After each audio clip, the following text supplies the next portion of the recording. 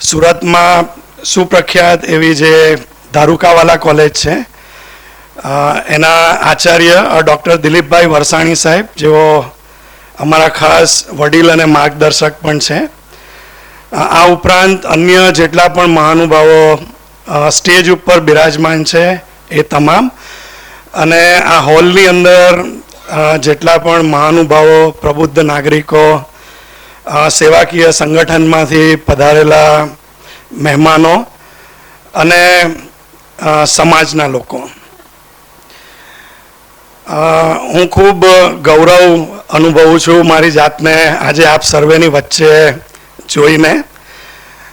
એનું પ્રમુખ એક કારણ એ છે કે હું પોતે હંમેશા બહુ નાના સમુદાયની સામે બોલવા માટે ટેવાયેલો છું.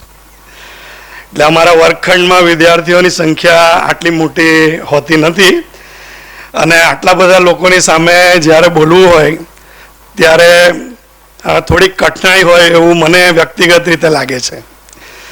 એટલે મારાથી બોલવામાં જો કંઈક દરગુજર થાય તો મને માફ કરજો. મારા માટે આનંદની વાત એ છે કે ગયા ગુરુવારે જે વ્યાખ્યાન થયું છે એ આ વ્યાખ્યાનનો અથવા મારે જે કંઈક પણ વિચારો રજૂ કરવા છે એનો આધાર સ્તંભ પુરવાર થાય છે. અને વરસાણી સાહેબે ખૂબ જ સમયના ટૂંકા ગાળાની અંદર સાહેબે જે પણ વિચારો રજૂ કર્યા છે એને રજૂ કર્યા છે. મારી જે વાત છે એને થોડીક આગળ લઈ જવાની અથવા એની આજુબાજુની છે. મને જે વિષય આપ્યો છે એ આર્થિક પરિસ્થિતિ, પડકારો અને ઉકેલો, અને એ પણ સમગ્ર અર્થતંત્રની દ્રષ્ટિએ નહીં, વૈશ્વિક કે ભારતીય, પણ એક સામાન્ય જનમાનસ જેમાં તમે અને હું પણ આવી જઈએ એને આ કઈ રીતે અસર કરે છે, અને એની જે વિપરીત અસરો છે એમાંથી આપણે બચવું હોય તો આપણે કઈ રીતે બચી શકીએ, કેવી આપણે કાળજીઓ લઈ શકીએ, એવી કેટલીક બાબતો તમારી સમક્ષ બિન આર્થિક પરિભાષાની અંદર રજૂ કરવાનો પ્રયત્ન કરી. સામાન્ય પરિભાષામાં પ્રવર્તમાન સમયમાં આપણે જોઈએ તો વિશ્વની અંદર બે મુખ્ય વિરોધાભાસ આપણને દેખાય છે. એક બાજુ artificial intelligence, digital technology, innovation, આ બધું ખૂબ ઝડપથી વિકસી રહ્યું છે અને એનો ઉપયોગ પણ આપણે કરીએ છીએ અને એના લાભો પણ આપણે લેતા થયા છે. પણ એની સામે ઘણા બધા યુદ્ધો, વૈશ્વિક દેવું, મોંઘવારી અને જેને આપણે જીઓપોલિટિકલ ટેન્શન્સ કહીએ અથવા જેને ભૂરાજકીય અસ્થિરતા કહીએ એ ખૂબ મોટા પ્રમાણમાં વધી રહી છે. અને પાછલા લગભગ 15-20 વર્ષોથી જે વૈશ્વિક ઘટનાઓ બને છે એની સીધી અસર સામાન્ય માણસને થતી હોય એવું આપણે અનુભવીએ છીએ. જેમાં 2008માં આવેલી વૈશ્વિક મહામંદી હોય, કોરોનાનો સમયગાળો હોય કે પ્રવર્તમાન સમયમાં ચાલતા કેટલાક યુદ્ધો હોય, જેના કારણે કેટલીક જીવન જરૂરિયાતની જે વસ્તુઓ છે એના ભાવો આપણને સતત અને એક ધારા વધતા ગયા હોય એવું આપણને જોવા મળે છે. મુશ્કેલી શું છે કે કોરોનાનો સમય હોય કે યુદ્ધોની પરિસ્થિતિ હોય, આ સમયગાળા દરમિયાન વ્યક્તિઓનો ખર્ચ એ હંમેશા વધે છે. એ ખર્ચ ઉપર કાબુ રાખી શકતો નથી. એક્સપેન્ડિચર એ વધારે સેન્સિટિવ છે ઇન્કમ કરતાં, એ આપણે સમજવું પડે.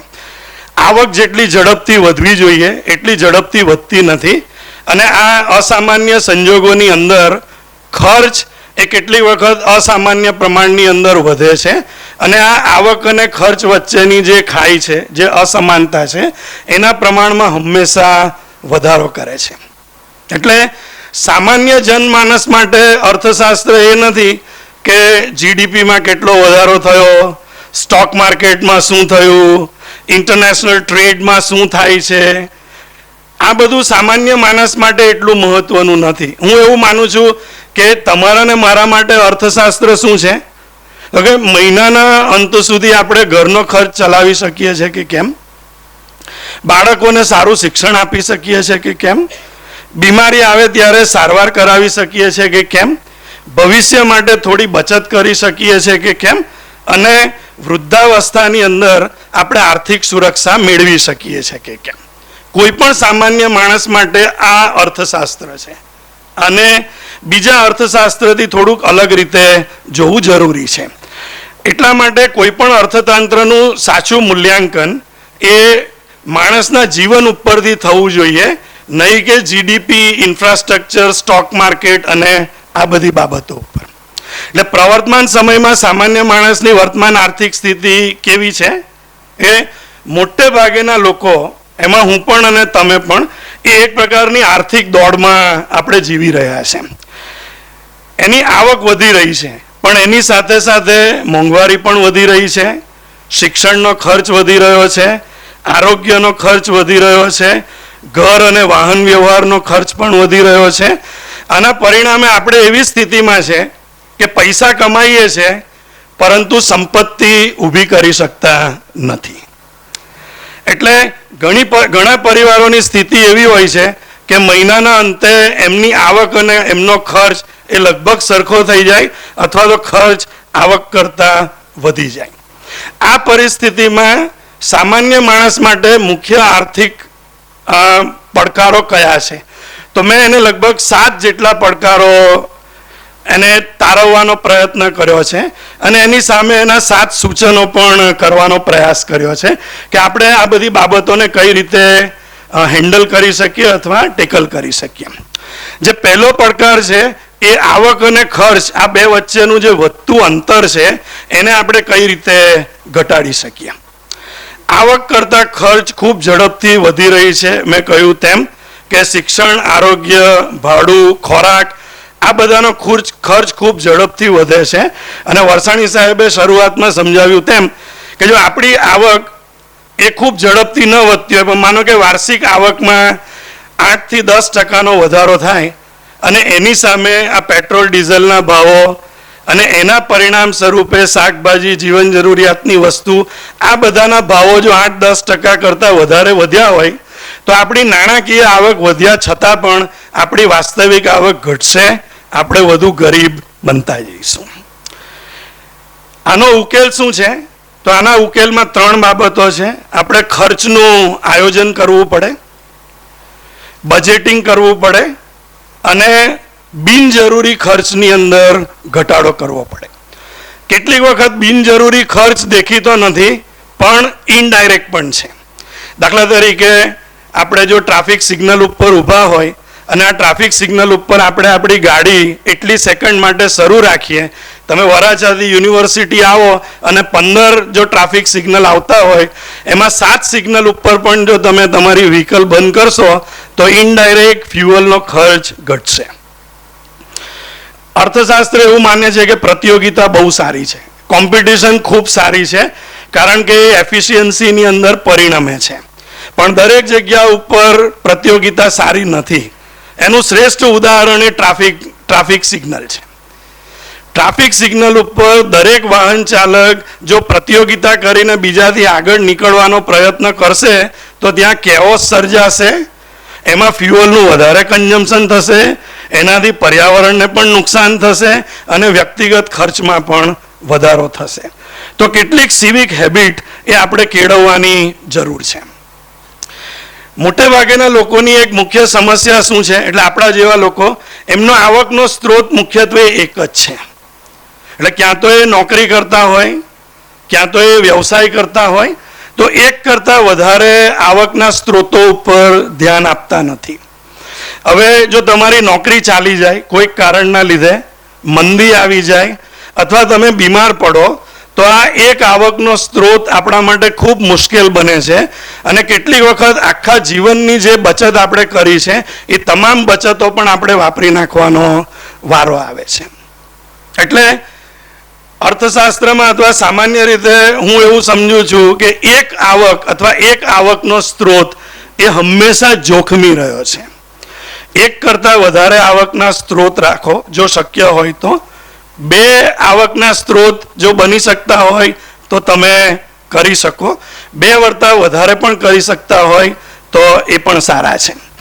આમાં તમે પાર્ટ ટાઈમ જોબ કરી શકો, ફ્રીલાન્સિંગ કરી શકો, ઓનલાઈન સ્કિલ ડેવલપ કરી શકો, કન્સલ્ટેશન કરી શકો, રેન્ટલ ઇન્કમ આવતી હોય તો તે કરી શકો, નાના નાના રોકાણ કરી શકો અને આવકના બીજા સ્ત્રોતો વિકસાવી શકો છો. ત્રીજી એક મુખ્ય સમસ્યા છે એ આપણામાં બચતનો અભાવ છે. અર્થશાસ્ત્રમાં બચતને પણ આવક તરીકે સ્વીકારવામાં આવ્યું છે કે પ્રવર્તમાન સમયમાં આપણે જે બચતો કરીએ છીએ એ ભવિષ્યની આવકો છે. અને અત્યારે જે સૌથી મોટી સમસ્યા છે કે આપણે બચતો કેમ ઓછી કરીએ છીએ, અને અર્થશાસ્ત્રમાં અમે લાઇફસ્ટાઇલ ઇન્ફ્લેશન કહીએ છીએ. જીવનની શૈલી હવે એવા ફુગાવામાં પરિણમી છે કે લોકોને આવક થશે એટલે મોંઘી કાર લેશે, મોંઘા મોબાઈલ લેશે, ફરવા જવાનું હશે ને તો એ પણ ઈએમઆઈ ઉપર ભરીને ફરવા માટે જશે. તો આ જે લાઈફસ્ટાઈલ છે એ બચતો ઉપર કાપ મૂકે છે અને ખર્ચની અંદર વૃદ્ધિ કરે છે. એટલે આવક વધે તેમ ખર્ચ પણ વધે છે. આમાં આપણે અર્થશાસ્ત્રનો એક સરળ નિયમ છે, એનું જો પાલન કરીએ, પહેલાં બચત કરીએ અને પછી ખર્ચ કરીએ તો આપણે બહુ વ્યવસ્થિત આયોજન કરીને કામ કરી શકીશું. જે ચોથો પડકાર છે એ આરોગ્ય સંબંધિત આર્થિક જોખમોનો છે અને આ મારો વ્યક્તિગત અનુભવ પણ છે. માત્ર ભણેલા લોકો અથવા તો જે એજ્યુકેટેડ ઇન્ટેલેક્ચ્યુઅલ લોકો છે એ જ નહીં, પણ સામાન્ય લોકો એ ખાસ કરીને ભવિષ્યમાં જે આરોગ્યના જોખમો છે એની સામે રક્ષણ કેવી રીતે પ્રાપ્ત કરવું એનું કોઈ આયોજન શરૂઆતથી કરતા નથી. એટલે બને તો આપણે હેલ્થ ઇન્સ્યોરન્સ જેટલો જલ્દી લઈ શકતા હોય એટલો જલ્દી આપણે લઈએ. તમને એમ છે કે હું લાંબુ જીવવાનો જ છું એટલે 40 વર્ષે હું ઇન્સ્યોરન્સ લઈશ, એવું નહીં કરો. 20-25 વર્ષે તમે ઇન્સ્યોરન્સ શરૂ કરશો તો એમાં અર્થશાસ્ત્રનો એક કમ્પાઉન્ડ ઇન્ટરેસ્ટ રેટનો સામાન્ય સિદ્ધાંત છે, એનો તમને અઢળક ફાયદો થશે. બીજું, ભવિષ્યમાં જો આવા જોખમો આવશે તો આ તમે જે ઇન્સ્યોરન્સ લીધો છે એની અંદરથી તમે એની ભરપાઈ કરી શકશો. અને બીજું એક સૂચન એવું છે કે જો શક્ય બનતું હોય ને તો જેમ મોટા ઉદ્યોગો અને નાના ઉદ્યોગો હંમેશા માટે એક ઇમરજન્સી ફંડની વ્યવસ્થા રાખે છે કે કોઈ આકસ્મિક મુશ્કેલી આવી ગઈ હોય તો આ ઇમરજન્સી ફંડમાંથી નાણાં લઈને એ આકસ્મિક સંજોગોને એ પહોંચી શકે. એવું આપણે વ્યક્તિગત લેવલ ઉપર પણ કરી શકીએ. એક એવું ફંડ આપણે બનાવીએ જેને ઇમરજન્સી ફંડ કહીએ અને એ ખરા અર્થમાં ઇમરજન્સી ન આવે ત્યાં સુધી એને સ્પર્શ કરીએ નહીં. કારણ કે નહીં તો શું થાય કે થોડાક પૈસા ભેગા થઈ ગયા હોય તો તમને પાછું એમ મન ચંચળ છે ને. આજુબાજુના લોકો જો એલઈડી ટીવી લઈ આવે તો આપણને એમ થાય કે હું એલઈડી લઉં. બીજો જો સફરજનવાળો મોબાઈલ લાવ્યો હોય તો મને એમ થાય કે હું સફરજનવાળો મોબાઈલ લઈ આવું. ખરેખર ઇમરજન્સી જેને આપણે કહીએ છીએ ત્યારે જ આ ઇમરજન્સી ફંડ આપણે વાપરીએ અને બને તો 6 મહિનાનું ઇમરજન્સી ફંડ રિઝર્વ રાખીએ. 6 મંથ એવા છે કે એમાં ઘણા બધા પ્રયત્નો કરીને આપણે ન્યુટ્રાલિટી અથવા સમાનતા સુધી પહોંચી શકીએ છીએ. 5મું એ આપણામાં નાણાકીય અજ્ઞાનતા ખૂબ વધારે છે, એટલે ફાઇનાન્શિયલ ઇલિટરેસી જેને કહીએ. એટલે ઘણા ખરા લોકો શું છે, પૈસા કમાતા શીખે છે પરંતુ પૈસા સંભાળતા શીખતા નથી. એમને કમાતા આવડે છે પણ એમને સંભાળતા આવડતું નથી. તો આપણે ખોટા રોકાણો ઓછા કરીએ, છેતરપિંડીનો ભોગ ઓછો બનીએ, દેવું આપણે બને એટલું ઓછું કરીએ. તમે દેવું કરો ના નથી, પણ એ જો માત્ર ઉત્પાદકીય દેવું હોય, પ્રોડક્ટિવ દેવું હોય જેનાથી તમારી એસેટમાં વધારો થઈ શકે એવો છે એવું જ દેવું કરો. સામાજિક કારણો માટે, લગ્ન પ્રસંગો, મરણના પ્રસંગો, એકબીજાને આપણે દેખાડો કરવો છે, આવી બધી બાબતો માટે આપણે જે દેવું કરીએ છીએ એ નાનું અમાઉન્ટનું હોય કે મોટી અમાઉન્ટનું હોય, અને સદંતર જો આપણે બંધ કરી શકતા હોય તો આપણે એને કરવાનો પ્રયત્ન કરીએ. વધારે દેવું કેમ વધી રહ્યું છે એનો પણ એક કારણ એ બેન્કિંગ સેક્ટરની ઈઝ છે. અત્યારે બેન્કિંગ સેક્ટરમાં તમારે જે પ્રકારની લોન જોતી હશે ને એ પ્રકારની મળી જશે. જેવી લોન જોતી હશે એવી. એક ઘરને ખરીદવા માટે લોન લીધી, એ જ ઘરને રિપેર કરવા માટે 1 વાર 2 વાર 3 વાર. પણ આ લોનના આપણે જે ઇન્સ્ટોલમેન્ટ EMI ચૂકવીએ છીએ અને આમાં જે વ્યાજ ચૂકવીએ છીએ એ વ્યાજ આપણી આવકનો બહુ મોટો ભાગ ખાઈ જાય છે અને એ આપણને ખબર નથી. એટલે આ જેટલું બને એટલું આપણે ઓછું કરીએ. સારી લોન એ સંપત્તિ બનાવે છે, જ્યારે ખરાબ લોન એ આપણું જીવન બગાડે છે. એટલે ખરાબ લોન તરફ આપણે નહીં જઈએ. જે 7મો પડકાર છે એ નિવૃત્તિની તૈયારીનો અભાવ છે. હું તમને બહુ વિનમ્રતાપૂર્વક કહું છું, કોઈ પણ સરકારની ટીકા ટિપ્પણી વગર, આપણે જે આ હોલમાં બેઠા છે આમાંથી કેટલા લોકો સરકારી નોકરી કરતા હશે? જે લોકો સરકારી નોકરી કરે છે એ લોકો ઇનડાયરેક્ટ સુરક્ષાના કવચમાં છે, જેને આપણે સોશિયલ સેફટી નેટ કહીએ છીએ. એમને પેન્શન મળશે, PF મળશે, વગેરે વગેરે. પણ જે લોકો અસંગઠિત ક્ષેત્રમાં કામ કરે છે એમને કોઈ પણ પ્રકારનું સુરક્ષા કવચ પ્રાપ્ત થતું નથી. એટલે આ સુરક્ષા કવચ વૃદ્ધાવસ્થાએ એને તૈયાર કરવાની જવાબદારી આપણી જ છે. સરકાર પાસેથી અપેક્ષા રાખીશું તો એ આપણને પ્રાપ્ત થવાનું નથી. સરકાર એના પ્રયત્નો કરે છે, જેને સોશિયલ સિક્યોરિટી સ્કીમ કહીએ, વૃદ્ધ પેન્શન, વિધવા પેન્શન, આ બધી બાબતો. પણ સરકાર ઉપર આધાર રાખવાની જગ્યા ઉપર યુવાની વયથી જ આપણે નિવૃત્તિની તૈયારી કરીએ. યંગ એજ ઉપરથી જ આપણે શરૂ કરીએ. આપણે એમ વિચારશો કે હજુ તો બહુ સમય છે અને 40-45 હું આ બધી તૈયારી કરીશ તો પછી સમય નીકળી જશે, ઉંમર વધતી જશે અને ઉંમર વધવાની સાથે સાથે આરોગ્યનો ખર્ચ એ વધશે ને વધશે જ. એટલે જેટલી વહેલી આપણે બચત શરૂ કરીએ એટલો આપણને આમાં કમ્પાઉન્ડ ઇન્ટરેસ્ટનો લાભ પ્રાપ્ત થઈ શકે. તો આ જે મુખ્ય પડકારો છે એને ખૂબ ઝડપથી આપણે કઈ રીતે ટેકલ કરવા અથવા તો હેન્ડલ કરવા. તો આમાં મારી દ્રષ્ટિએ હું 7 સૂચનો કરી શકું એમ છું, કારણ કે આ મોટે ભાગેના 7 મેં મારા જીવનમાં અત્યાર સુધી અપનાવ્યા છે, લોકોને જોઈને, અનુભવ કરીને, અને મને જે ઠીક લાગે છે એ તમારી સમક્ષ રજૂ કરું છું. સૌથી પહેલું, આપણી જે આવક છે આ આવકની સામે આપણે ખર્ચ નિયંત્રિત કરવો.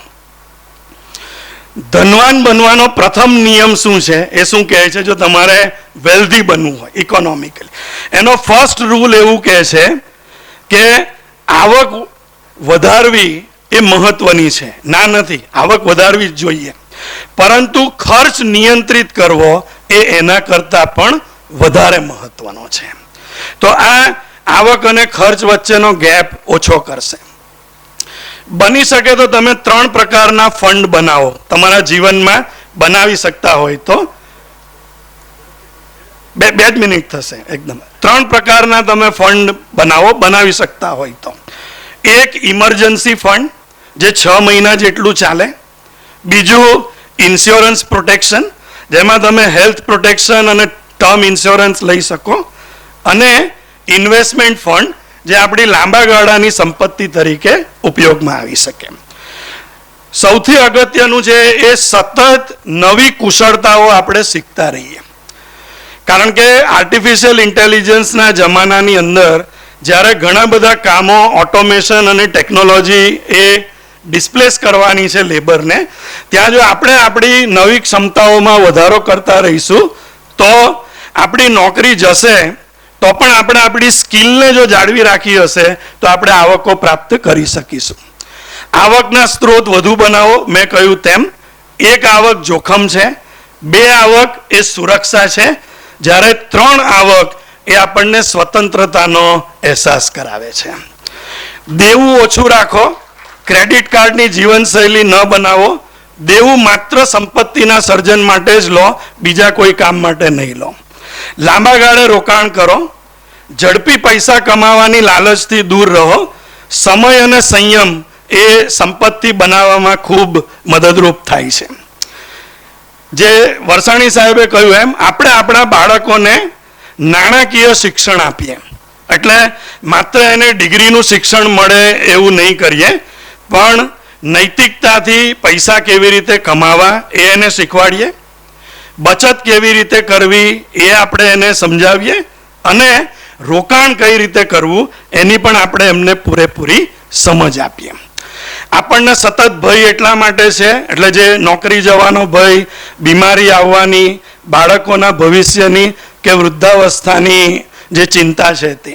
એટલે એક અર્થશાસ્ત્રી તરીકે હું એવું માનું છું કે વ્યક્તિની આર્થિક સફળતા માત્ર તેની આવક નક્કી નથી કરતી, પણ નીચેના પરિબળો પણ નક્કી કરે છે, જેમ કે એની બચત, એની કુશળતા, એનું રોકાણ અને એની નાણાકીય સ્થિતિ. એટલે સામાન્ય માણસ માટે સાચી સમૃદ્ધિ એ નથી કે તે કેટલા પૈસા કમાય છે, પરંતુ એ છે કે મુશ્કેલ સમયમાં પણ તે આત્મવિશ્વાસથી પોતાનું અને પોતાના પરિવારનું ભવિષ્ય કઈ રીતે સુરક્ષિત રાખી શકે છે. Thank you.